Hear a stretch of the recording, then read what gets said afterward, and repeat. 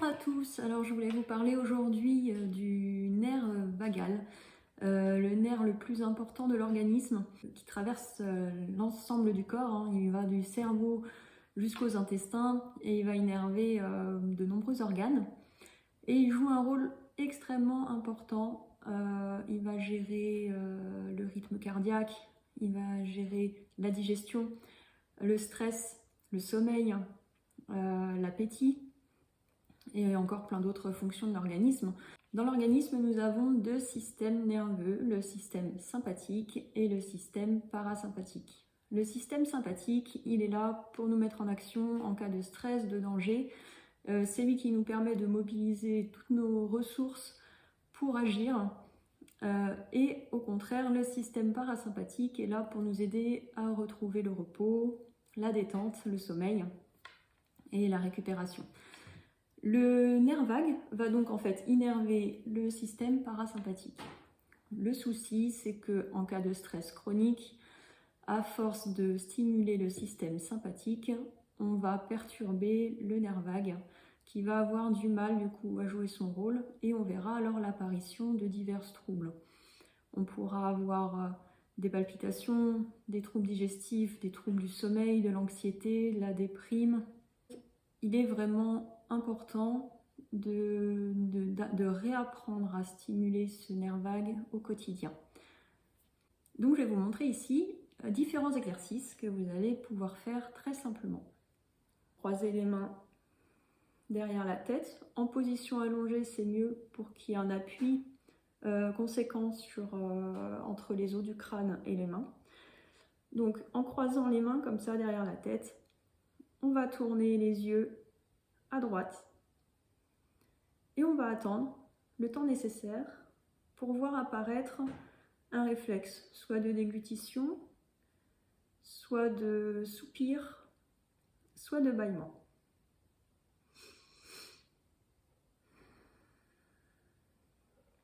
Une fois qu'on a eu ce réflexe, on refait la même chose de l'autre côté.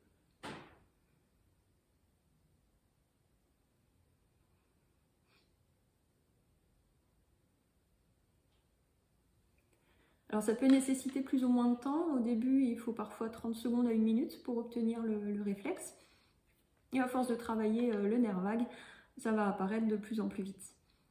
On peut aussi, avant cet exercice, observer la capacité de rotation de la tête et comparer avec la rotation une fois l'exercice terminé. Souvent, on voit qu'il y a une libération, donc un mouvement de la tête qui est plus facile. Autre exercice. Donc cette fois-ci, il s'agit de stimuler un point situé sur le sternum. Donc avec les 4 doigts de chaque main, on va exercer une pression assez forte, tout en respirant.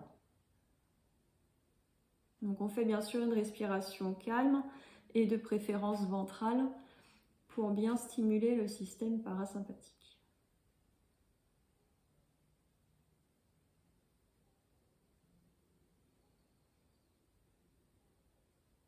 Donc on fait cet exercice quelques minutes, de 2 à 5 minutes. Ensuite, on a la stimulation des terminaisons nerveuses de l'oreille. Donc on va avoir un point qui est situé, j'essaie de vous montrer, qui est situé un peu dans le creux. Donc devant le conduit, il y a un petit creux. Donc c'est ce point-là qu'on va aller stimuler. Donc on le fait 1 minute d'un côté. On peut faire des petits cercles. Et après, on refait 1 minute de l'autre côté. Il y a aussi une autre technique que j'ai découverte il n'y a pas longtemps. Il s'agit d'appliquer sur la zone derrière l'oreille, donc c'est une zone où passe le nerf, hein, un petit sparadrap. Les sparadraps qu'on utilise pour faire de la kinésiologie. Donc un petit bout de sparadrap qu'on va coller vraiment derrière, au niveau en partant de l'os là, qui ressort un peu le long de la mâchoire. Et ça, on peut le coller le soir par exemple, et ça favorise le sommeil. Après, certaines personnes le gardent plusieurs jours, mais si on ne veut pas que ça se voit dans la journée, on peut juste le mettre le soir avant de dormir. Après, pour les autres techniques pour stimuler le nerf vague, Ça va être bien sûr tout ce qui permet de se détendre. Donc on va avoir la cohérence cardiaque, mais plutôt la cohérence cardiaque en mode relaxation. Donc c'est-à-dire qu'on va avoir une inspiration un peu plus rapide que l'expiration. Donc on peut faire 4 secondes d'inspiration pour 6 ou 7 secondes d'expiration.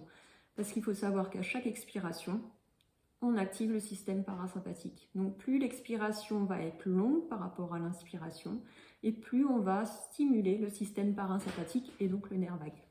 Après, on va voir toutes les techniques de méditation, le chant. Alors pourquoi le chant?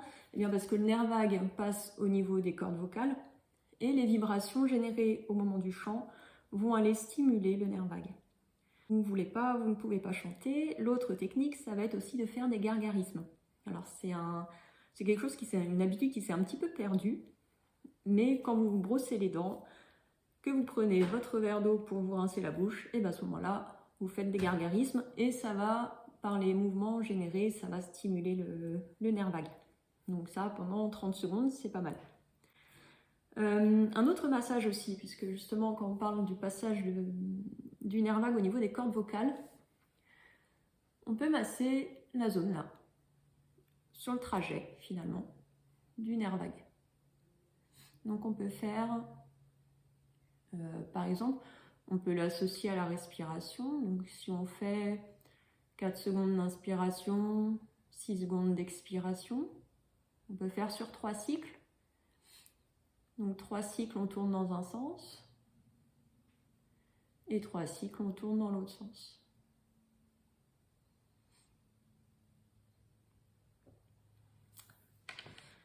Voilà, donc tout ça, c'est des techniques qui vont aider à stimuler le nerf vague. Je vous recommande aussi vivement de sortir, de vous promener, de prendre l'air, de vous exposer au soleil, à la nature.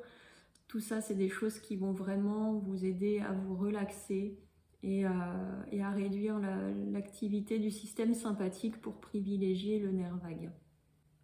Voilà, donc j'espère que tous ces conseils vont vous aider et que vous trouverez quelques techniques à appliquer, qui s'adaptent à votre mode de vie et qui rentreront du coup dans votre quotidien pour que vous vous sentiez au mieux